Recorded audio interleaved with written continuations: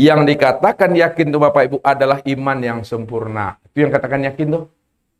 Kalaulah yakinnya Bapak Ibu itu adalah iman yang sempurna, lalu iman yang sempurna itu seperti apa? Nah, ini yang katakan tadi, iman yang sempurna itu al-iman antuk minu biru'yatillah. Itu dia. Iman yang sempurna di mana kamu sudah menyaksikan Allah secara nyata dan terang pada dirimu. Maka makna ayat ini secara makna hakiki, sembahlah Rabbmu sehingga kamu betul-betul telah menyaksikan Allah itu sempurna wujudnya pada dirimu ini. Itu yang katakan yakin. Maka mau kamu syahadat. Dia telah sampai kepada puncak penyaksian melihat akan Allah. Itu yang sebenarnya. Kalau kita sholat, duduk pada makam hakikat, yaitu menyaksikan Allah. Namun kita tidak mampu menyaksikan Allah. Bagaimana Bapak Ibu akan mengingat Allah? Padahal makna khusyuk tadi, itu ukurannya adalah ingat. Contoh, nah ini contoh nih. Teman Ustadz, Bapak Ibu, banyak di sekolah. Kita ambil satu namanya. Namanya adalah Budi. Ustadz kasih tahu namanya Budi. Pertanyaan Ustadz, bisakah Bapak Ibu mengingat nama teman Ustadz yang bernama Budi tadi itu? Bisa nggak mengingat? Tidak. Sebabnya apa, Pak? Tidak kenal. Kalau tidak kenal berarti tidak melihat. Kalau tidak melihat, pasti belum menyaksikan bertatap wajah. Tuh. Yang kedua, bisakah Bapak Ibu menyaksikan ayah bunda, ya mondek nyawa bahasa ustadznya, di kampung, di mana-mana, atau adik kita, atau ipar kita, padahal kita berada di dalam masjid ini. Bisa enggak menyaksikannya? Bisa enggak ingat? Jawabannya apa? Karena mengenal dan menyaksikan. Jadi kita bisa mengingat ayah ibu kita. Kita bisa mengingat sahabat dan teman kita. Walaupun dia tidak hadir di depan kita. Tapi kita bisa mengingatnya. Itu disebabkan karena kita sudah kenal. Nah, jadi syarat ingat nih mesti kenal dulu. Nah, kenal dalam bahasa Arabnya apa? Ma'rifat. Tuh, kenal dulu. Kalau sudah ma'rifat, baru disebut namanya menyaksikan. Hakikat ma'rifat itu menyaksikan atau musyahadah. Bohong orang kalau dia mampu menyaksikan Allah padahal dia belum kenal dengan Allah. Ya, aku udah ma'rifat. Bolehlah, aku udah ma'rifat. Tapi kamu sudah menyaksikan Allah enggak? Belum lagi, berarti belum ma'rifat tuh. Katanya ma'rifat baru tuh. Kalau dia sudah ma'rifat, dipastikan menyaksikan. Kalau dia telah menyaksikan, puncak menyaksikan itu adalah liqa. Puncak musyahadah ini liqa. Liqa itu artinya bertemu. Nah, bertemu Bapak Ibu. Nah, aku sudah menyaksikan Allah dah. Ya, kalau kamu udah menyaksikan, sudah bertatap wajah enggak kamu? Belum lagi, bohongnya itu. Orang yang bertatap wajah itu adalah orang yang menyaksikan. Orang yang menyaksikan itu disebabkan dia telah mengenal tuh. Kalau dia tidak mengenal, dipastikan dia tidak menyaksikan. Kalau dia tidak menyaksikan, dipastikan dia tidak akan pernah berjumpa dan bersua. Nah, kalau sudah liqa, nah sudah bertatap wajah dia, maka puncak liqa itu adalah zauq. Zuk. Zuk itu adalah rasa yang sudah nikmat bersama Allah. Sudah puncaknya bersama Allah tuh. Nah, makanya kita mesti sampai kepada maqam musyahadah itu. Menyaksikan Allah itu betul-betul sempurna pada diri ini. Nah, inilah yang membuat kita bisa sholatnya ingat tuh. Ingat. Yang terakhir. Ini terakhir nih. Siapa yang telah menyaksikan Allah? Siapa yang telah berliqa dengan Allah? Dipastikan dirinya akan hilang ketika itu. Siapa yang berjumpa Allah, siapa yang telah liqo dengan Allah, siapa yang telah bertatap wajah dengan Allah, dipastikan dirinya itu hapus, dipastikan dirinya binasa, dipastikan dirinya betul-betul hancur, sehancur-hancurnya di hadapan Allah.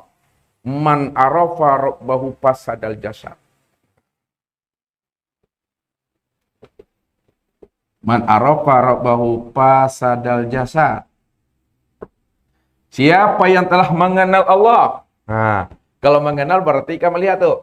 Siapa yang telah menyaksikan Allah? Siapa yang telah berjumpa dengan Allah? Siapa yang telah nikmat bersama Allah? Pasti dirinya itu hancur binasa. Pasti dirinya mati. Ketika dirinya mati, tidak ada lagi akan wujud dirinya. Pada saat itulah yang wujud hanya Allah semata-mata. Disitulah letaknya Allah itu qiyamuhu binafsihi, berdiri dengan sendirinya. Kenapa? Karena diri kita mati. Tapi kalau kita mengatakan aku sudah berjumpa dengan Allah, tapi kita juga yang melihat. Kita juga yang menyaksikan. Kita juga yang mendengar, yang berbuat. Kamu bohong, kata Allah. Kamu penipu, kata Allah. Kamu katakan kamu itu menyaksikan aku, tapi kamu juga yang merasa dirimu yang melihat. Bohong kamu itu. Jangan engkau tipu aku, kata Allah. Aku tahu siapa dirimu. Kenapa? Karena yang menjadi rahasia dirimu adalah aku, kata Allah. Ini yang Allah ingatkan kepada kita ini, ya, kepada orang-orang makrifat, kepada orang-orang ahli hakikat. Fala tuzaku anfusakum huwa a'lamu bimanittaqa. Jangan kamu merasa dirimu telah menyaksikan aku. Jangan kamu merasa diri kamu udah liqo dengan aku. Jangan kamu merasakan dirimu udah lebur pada aku. Akulah sebenarnya yang tahu siapa yang makrifat, siapa yang menyaksikan aku, siapa yang benar-benar bertatap wajah dengan aku. Akulah yang tahu, karena akulah yang menjadi rahasia dirinya Tuhan. Oh, kalau mengaku-ngaku belum lagi itu pengakuan tuh. Mengaku makrifat sebenarnya belum makrifat. Itulah letaknya wujudu kazanbun. Adanya pengakuan dirimu yang merasa dirimu makrifat. Itu adalah dosa, itu adalah najis batin. Najis batin tidak pernah bisa dibersihkan walaupun dengan 7 samudra. Tapi kalau najis zahir, kena muntah, kena darah dan lain sebagainya, bisa dibersihkan, bisa dicuci, bisa dibasuh dengan air sumur, air masjid kita ini. Tapi najis batin tidak pernah bisa. Yang dikatakan najis batin itu adalah orang yang tidak mengesahkan Allah. Itulah najis batin. Orang yang tidak mengesahkan Allah. Allah katakan, innamal musyrikuna najasun. Innamal musyrikuna najasun. Sesungguhnya orang-orang yang musyrik. Musyrikun. Sesungguhnya orang-orang yang musyrik. Yang tidak mengesahkan aku. Maka dirinya itu adalah najis, kata Tuhan. Kalau Allah mengatakan dirinya najis, andai kata kita sholat tapi kita dalam keadaan bernajis, Bapak, sahkah sholatnya tuh? Tidak sah tuh. Tapi kalau Allah mengatakan diri kita najis, walaupun secara zahir kita udah mandi, udah bersih kita, udah pakai parfum kita, kalau ibu-ibu udah pakai lempung sitinya, tidak sah, Tuhan, karena dirinya najis. Yang menyebabkan dirinya najis itu bukan kena darah, bukan kena nanah, bukan kena dijilat oleh anjing. Najisnya itu karena dia telah merampok hak aku, Tuhan. Wujudu kazanbun, adanya pengakuan dirimu, itulah yang membuat dirimu najis. Nih, wujudu kazanbun. Adanya wujud dirimu itu adalah dosa. Dosa itu itulah syirik. Syirik itulah yang tidak mengesahkan Allah. Di mana kamu masih bisa memandang dirimu, bahwa dirimu yang ada, dirimu berbuat, itu dosa itu. Makanya Allah bilang apa? Bila engkau adalah engkau, maka engkau tak kenal aku. Bila engkau bukanlah engkau, maka engkau pasti kenal akan aku. Maksudnya, bila engkau adalah engkau, maka engkau tak kenal aku. Bila kita merasa diri kita ini yang berwujud dan bersifat, pasti kamu tidak mengenal aku. Yang wujud dan bersifat itu aku. Bila engkau bukanlah engkau, maka engkau pasti kenal aku. Kalau engkau sudah tahu dan sadar bahwa diri engkau bukanlah berwujud dan bukanlah bersifat, pasti kamu mengenal aku. Yang berwujud dan bersifat itu adalah aku. Maksudnya apa? Kalau kita paham dan sadar, kita ini tidak berwujud dan kita tidak bersifat hayat. Sama basar kalam ilmu kudrat dan iradat, ketika itulah kita paham yang hayat itu Allah. Yang sama basar itu Allah. Yang kalam ilmu kudrat itu Allah semata-mata. Itulah maksudnya. Orang yang mengenal Allah itu lepas dirinya daripada najis itu. Makanya karamkan diri, matikan diri. Kalau diri kita telah mati, diri kita telah karam. Disitulah yang wujud yang berdiri dengan sendirinya. Apa kata Allah? Ini kata Allah nih. Innal abdi iza ahbabtuhu qataltuhu fa iza qataltuhu wa ana diyatahu. Innal abdi, sesungguhnya hambaku. Hambaku. Siapa yang dikatakan hambaku?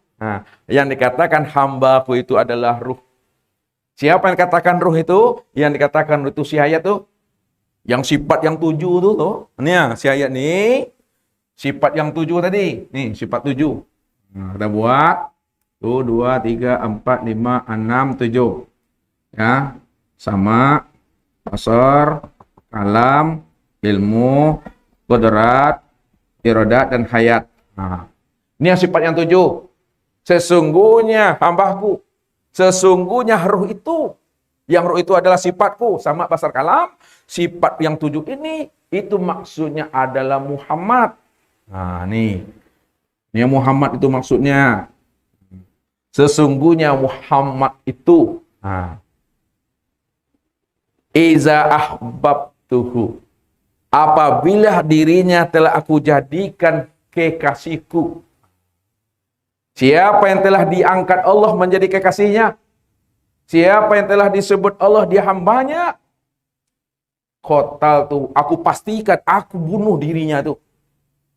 Aku bunuh wujudnya, aku bunuh sifatnya, aku hilangkan rasa keakuan yang merasa dirinya itu yang wujud, aku yang bunuh.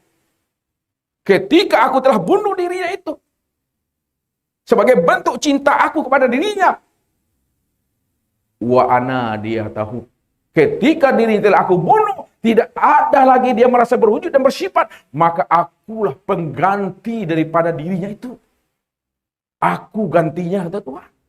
Wa ana dia, aku penggantinya. Aku yang melihat pada matanya. Aku yang mendengar pada telinganya.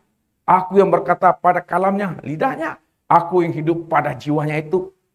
Tak ada di siapa-siapa di situ. Aku di situ. Maka disitulah Allah mengatakan, Kif ya Muhammad, ana rabbaka usolli.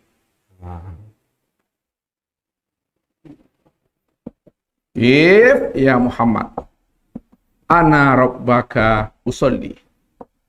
Kif ya Muhammad. Berhentilah engkau lagi Muhammad. Jangan kamu mengaku-ngaku merasa-rasa juga dirimu itu lagi. Ya. Yang merasa kamu yang sholat. Yang merasa kamu itu yang wujud. Yang merasa kamu itu yang hidup. Ana rabbaka usolli.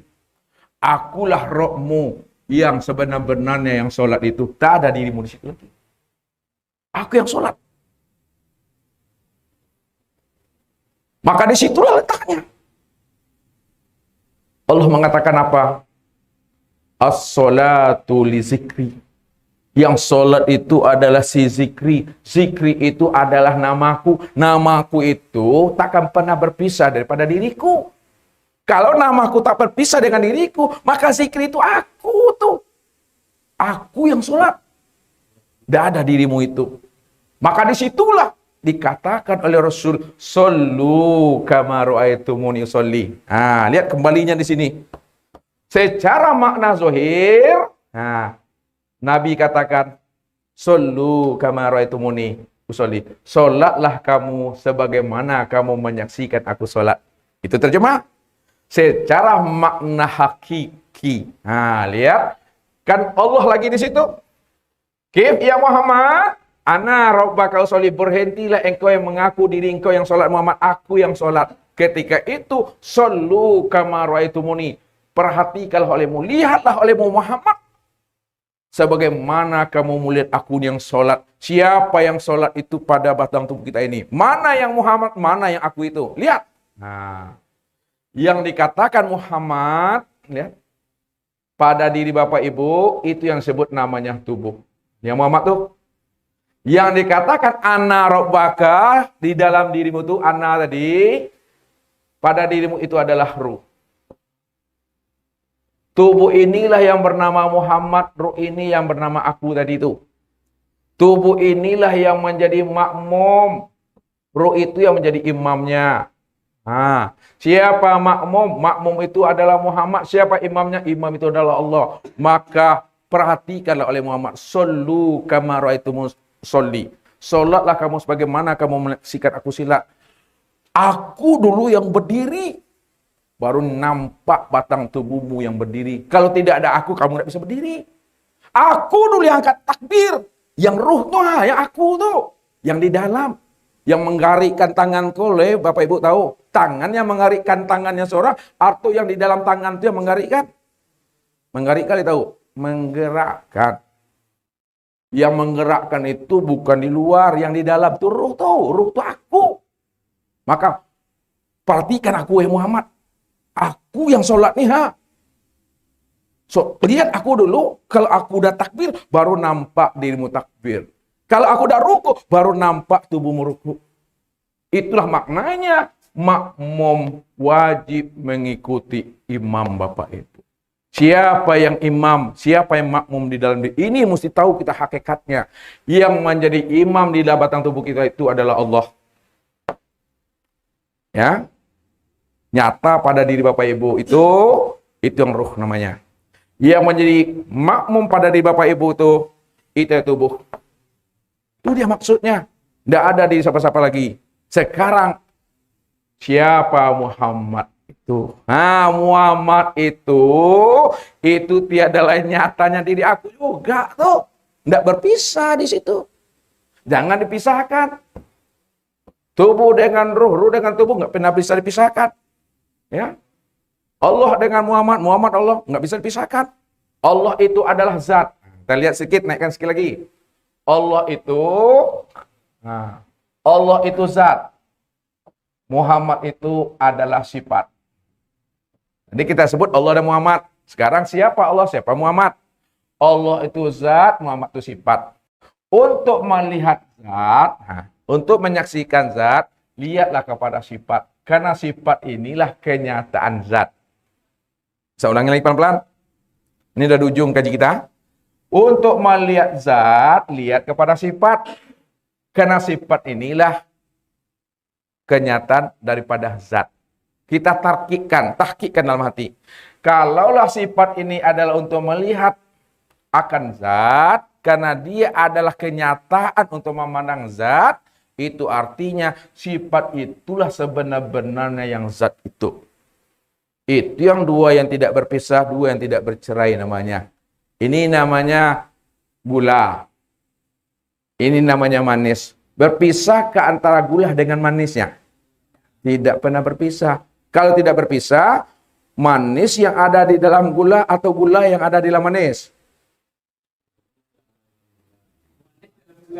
Manis itu di dalam gula. Kalau tidak ada gula, tidak ada manis itu sayang. Sifat itu ada karena ada zat. Kalau tidak ada zat, tidak ada sifat. Sekarang kita kasih namanya lagi, balikkan lagi sini. Dibalikkan siapa sifat? Sifat itu Muhammad. Siapa zat? Zat itu Allah. Untuk melihat Allah, lihatlah kepada Muhammad. Karena Muhammad inilah kenyataan Allah. Kalau Muhammad itu kenyataan Allah, tahkikkan dalam hati, Muhammad itulah sebenar-benarnya wujud nyatanya Allah itu. Itu sempurna pada diri itu. Itu yang dikatakan zat dengan sifat tidak pernah berpisah cerai, Bapak Ibu. Tapi kenapa kita tidak mampu memandang zat nyata pada sifat? Karena kita selalu tertipu melihat bentuk dan rupa, Bapak Ibu. Contoh, Ini apa namanya Bapak Ibu? Gelas. Gelas kaca kan? Kaca ini bertajalli dia, bertahwil, nyata bentuknya, nyata rupanya menjadi kalaulah betul-betul kaca itu dah berganti bentuknya, nyata bentuknya berupa gelas, mestinya, seharusnya, ketika Bapak Ibu memandang gelas, mesti nampaklah kaca. Tapi kenapa ketika kita melihat gelas tak nampak kaca? Karena kita selalu tertipu memandang bentuknya. Padahal gelas itulah sebenarnya kah? Sekarang saya menanya, bagaimana cara Bapak melihat kaca pada gelas ini? Nah, yang lain antuk saya lah dulu. Nanti dapat giliran tuh. Tuh dia. Betul-betul hilangkan bentuk kaca nih, gelas nih. Hilangkan rupanya, hilangkan wajahnya. Caranya apa? Pecahkanlah bentuk dan rupa gelas ini sehancur-hancurnya, sepecah-pecahnya. Ketika gelas ini sudah berkeping-keping dia, disitulah baru nampak nyatanya kaca itu. Padahal, gelas itulah sebenarnya kak. Namun karena dia berbentuk gelas tak nampak sama kita kaca. Kita selalu memandang bentuk dan rupa. Padahal pandangan zahir ini selalu menipu Bapak Ibu. Jangan Bapak Ibu tertipu dengan casingnya. Jangan tertipu menengok casingnya. Ini yang dikatakan oleh Nabi. Innallaha la yanzuru ila suwarikum wala ajsamikum walakin yanzuru ila qulubikum wa a'malikum. Allah tidak lihat bentuk rupamu, Allah tidak lihat bentuk wajahmu, gantengmu, macomen, cekerminnya kamu. Tapi yang lihat Allah itu ini hatimu.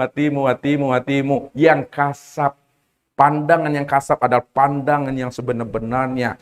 Ya, maro al-fuad, maka sabal fuad maro'a. Hati ini tidak akan pernah bohong apa yang dilihatnya.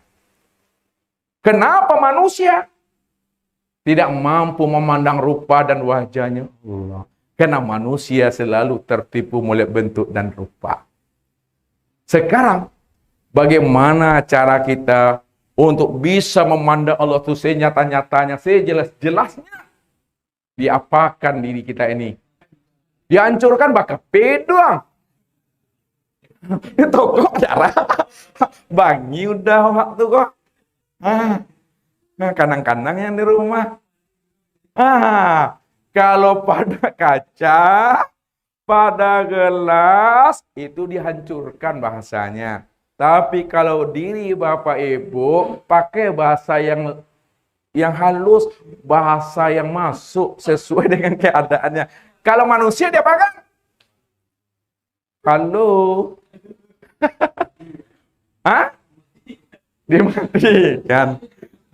Tapi bini awak dorang panek-panek mau ke rumah rancak-rancak, mereka yang menipati tidak awak dah. Aduh. Kalau manusia bukan dimatikan, bukan dihancurkan, tapi fanakan akan dirinya. Fanakan. Hilangkan, hapuskan. Itu bahasanya fanakan. Kalaulah manusia ini dihapuskan, apanya yang mesti dihapuskan dan difanakan itu? Pak. Halo, Pak. Belum. Apa, Pak Haji? Pak Haji, minta tolong maaf, Pak Haji. Apanya yang dihapuskan, Pak Haji? Asailah. Bantu, Pak, bantu. Dinolkan. Apanya dinolkan? Kalau nggak dapat, Bapak menjawabnya tak boleh pulang sampai dapat. Pak, bantu, Pak. Halo Pak Ganteng, coba bantu. Apanya dihapuskan, Pak? Jiwanya. Apanya dihapuskan, bantu, Pak. Halo, Pak, nih. Pak, benar lagi. Keakuan. Belum tepat lagi. Belum tepat. Tepat tapi salah baru. Belum sampai kepada apanya klik yang tepat dia tuh. Lihat. Halo Pak Ganteng. Iya, Pak. Jangan lihat ke sana, sama Ustaz lihatnya. Pengakuan dirinya belum tepat, belum tepat. Hah? Belum kemat. Belum dol katanya. Udah close dan dol lagi. Lihat. Lihat. Ini bahasa yang tepat yang kita mesti pakai kan. Makanya kita sulit memahami ini karena selalu memakai kias-kias. Sebenarnya mengenal Allah itu mudah Bapak Ibu. Yang mempersulit untuk mengenal Allah bukan Allah, adalah gurunya sendiri yang mempersulit. Gurunya yang mempersulit zamannya untuk mengenal Tuhan, padahal aku ingin dikenal kata Tuhan. Kalau aku ingin kenal, kenapa dipersulit mengenalkan diri aku ini? Nah, makanya mempersulit itu guru. Ustaz nggak mau mempersulitnya. Makanya kalau belum paham jangan pulang dulu. Kalau belum paham jangan pulang dulu. Lihat. Mana yang mesti dihapuskan? Lihat, yang dihapuskan itu pada diri kita adalah wujud dan sifat kita. Lihat. Wujud dan sifat. Hapuskanlah wujud kita ke dalam wujudnya Allah. Yang kedua, hapuskanlah sifat kita ke dalam sifatnya Allah. Kalaulah telah hapus wujud dan sifat kita ke dalam wujud dan sifatnya Allah, maka ketika itu nyatalah senyata-nyatanya wujud dan sifatnya Allah yang berdiri dengan sendirinya. Apa maksudnya hapuskan wujud kita dalam sifatnya Allah? Hapuskanlah rasa adanya diri kita ini, yang merasa diri kita ini, yang melihat, mendengar, berkata, berkuasa, berkehendak, dan hidup. Itulah yang mesti dihapuskan ke dalam wujudnya Allah. Kalau Allah telah wujud, kalau Allah telah qiyamuh binafsihi, kalau Allah sudah ahad, maka itu yang ahad, itu yang si hayat tuh. Yang wujud itu yang si hayat. Jangan hayat dulu, wujud dahulu. Ya, bagaimana mungkin orang itu hidup kalau tidak ada dirinya? Tidak ada mungkin dahulu sifatnya. Tak mungkin ada hayatnya kalau tidak ada dirinya. Yang dirinya itu yang wujud tuh. Wujud dulu, ada dirinya dulu, baru ada hayat. Kalau udah ada hayat tuh, barulah bilang sama lagi. Basar, kalam, ilmu, khudrat, iradat.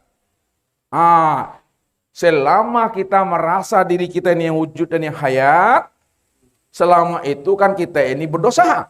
Namun setelah kita mengenal Allah, setelah kita paham bahwa diri kita tidak ada, maka rasa wujud kita itu pulangkan lagi kepada yang punya diri. Yang wujud itu hanya Engkau, ya Allah.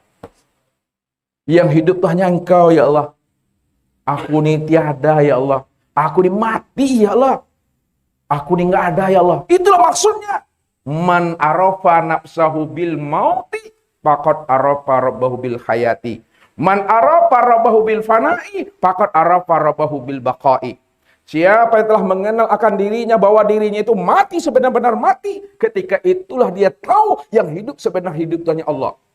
Siapa yang telah mengenal akan dirinya sebenar-benar fana, hapus, maka tahulah dia yang sebenar-benar baqi itu hanya Allah. Disitulah Allah berdiri dengan sendirinya, tak ada diri Bapak Ibu di situ lagi. Itulah rahasianya itu. Nah, kalau udah paham kita seperti itu, tak ada diri kita. Yang menjadi pertanyaannya. Nah, lihat. Diri Bapak Ibu ada atau tidak? Tidak ada. Kalaulah diri Bapak Ibu tidak ada, pertanyaan Ustadz, siapa yang menyembah? Siapa pula yang disembah? Diri Bapak Ibu tak ada nih. Nah, siapa yang menyembah lagi tuh? Siapa yang disembah? Hah? Nah, kalau Bapak Ibu yang masih menyembah, dosa tuh. Padahal diri tadi udah mati, dia ke Allah. Nah, diri Bapak Ibu tak ada, diri Ustaz tak ada. Kalau diri kita tidak ada, hanya diri Allah cuma yang ada. Betul tuh Bapak Ibu? Allah cuma yang ada. Kalau Allah cuma yang ada, siapa yang menyembah? Siapa pula yang disembah? Yang menyembah itu adalah sifat. Yang menyembah adalah sifat. Sifat yang menyembah. Siapa sifat? Itu adalah Muhammad. Yang disembah itu adalah zat. Siapa zat? Itu adalah Allah. Makanya Muhammad yang menyembah Allah. Sifat yang menyembah zat. Kemudian Kalau kita sudah paham yang menyembah adalah Muhammad, yang disembah adalah Allah, tahqiqkan dia. Nah, tahqiqkan ini yang perlu. Ya, supaya betul-betul muwahhid dia. Pandangan yang esa itu. Bahwa Muhammad itu tidak lain kan kenyataan Allah. Kalaulah Muhammad itu tidak lain adalah kenyataan Allah, itu artinya Muhammad itulah sebenar-benarnya wujud Allah itu sendiri. Kalaulah Muhammad itu sebenar-benarnya wujud Allah itu sendiri, dan Allah itu yang Muhammad itu, maka kata Allah, akulah yang menyembah akan diriku sendiri. Akulah yang memuji akan diriku sendiri. Aku yang mengingat akan diriku sendiri. Ini yang dikatakan al-abid wal ma'bud wahid. Yang menyembah dengan yang disembah, satu juga orangnya itu. Dua nama tapi satu juga orangnya, Bapak Ibu. Kalau kita sudah paham, yang menyembah adalah Allah, yang disembah juga adalah dirinya juga di situ. Ya, maka hilanglah kata-kata itu lagi. Tidak ada kata-kata menyembah lagi dulu. Tak ada lagi kata-kata diingat, tak ada lagi kata-kata mengingat, tak ada kata-kata lagi yang disembah, tidak ada lagi kata-kata yang menyembah, karena dirinya cuma yang ada di situ. Ini yang dimaksudkan oleh Allah. Man arafallah fahuwallah. Man arafallah fahuwallah. Barang siapa yang telah mengenal Allah, bahwa Allah itu yang wujud, yang sebenarnya wujud, bahwa Allah, itulah yang wujud, itulah yang Allah. Kalau yang sebenarnya wujud Allah, maka ditutup oleh Nabi, man arafallah kalla lisanahu. Man arafallah kalla lisanahu. Kalla lisanahu. Siapa yang telah mengenal Allah dengan pengenalan sempurna, maka keluhlah lidahnya itu. Tidak ada lagi disebut siapa yang menyembah, siapa yang disembah, siapa yang memuji, siapa yang dipuji. Tak ada bahasanya Allah memuji diri sendiri. Kalau kita dah sadar bahwa Allah itu memuji diri sendiri, karena dia cuma yang ada, hilanglah kata-kata ini. Suatu contoh. Nih. Ini apa namanya Pak Ibu? HP kan? Ini HP kan? Wujud apa ini Pak? Nyata nak? Jelas? Terang. Kalau ini betul-betul HP ini wujud, nyata, dan terang, serta jelas, sekiranya, seandainya Bapak Ibu di sini, diam saja, bahasa Ustaz, antuk saya tahu diam, aniang aku, diam.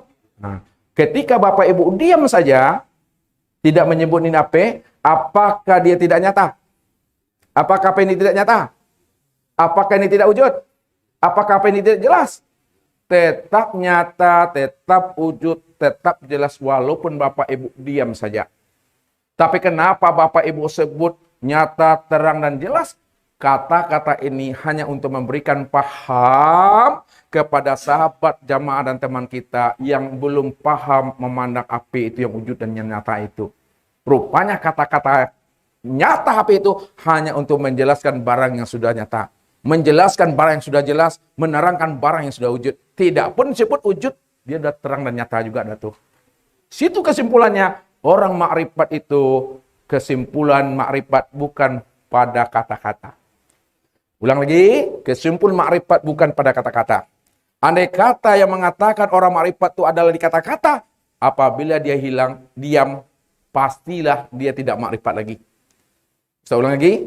Nah. Kesimpulan orang makrifat tidak pada kata-kata makrifat itu. Kalau kita mengatakan orang makrifat itu letaknya pada permainan kata, bergelut-gelut di bibir dan di lidah, andai kata dia diam, pasti hilang makrifatnya. Kenapa? Karena dia memandang makrifat itu ada permainan kata. Namun kesempurnaan makrifat itu pada diam. Diam itu maksudnya diam di dalam paham. Paham itu maksudnya paham di dalam kesadaran yang tinggi. Disitulah letaknya Nabi Muhammad itu melihat Allah itu di mana? Cerita Isra Mi'rajnya. Nabi Muhammad melihat Allah itu di Sidrat. Sidratul Muntaha. Sidratul Muntaha ini batas alam namanya. Batas alam itu Sidratul Muntaha. Itu terjemah. Makna hakikatnya Sidrat itu artinya sadar. Kesadaran yang tinggi. Ketika kita telah memiliki kesadaran yang tinggi, hanya Allah cuma yang wujud, hanya Allah yang ada. maka ketika itu kita telah menyaksikan Allah pada diri sendiri. Itulah maknanya sadar yang penuh dengan kesadaran yang amat tinggi itu. Tidak ada siapa-siapa situ. Tidak ada pengakuan di situ. Jadi kesimpulan yang mesti kita sampaikan. Lihat, Bapak Ibu tidak ada yang adanya Allah. Dan terlihat Allah ini ya.